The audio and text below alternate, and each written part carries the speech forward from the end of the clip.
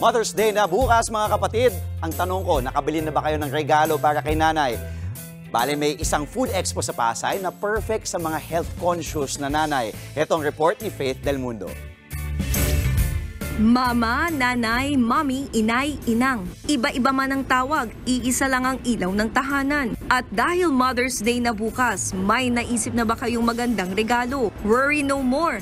Bibigyan namin kayo ng mga gift options para kay nanay na gawang Pinoy at healthy pa. Try this organic pesto at lettuce chips with different flavors. Ang presyo niyan, 100 hanggang 130 pesos lang. Healthy snack siya basically because it's made from lettuce, no? And the lettuce and the other products that we have are produced namin. We have a farm in Silang Cavite, so basically it's fresh, no?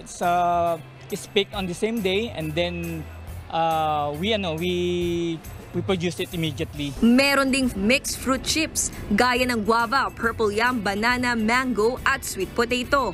Lahat ng yan, 100% real fruits and veggies. 85 hanggang 275 pesos lang yan per pack. Kung panulak naman ang kailangan, meron ding tinatawag na miracle fruit drink na nagkakahalaga ng 450 pesos per bottle. Antioxidant, detox po, laxative purgative po siya.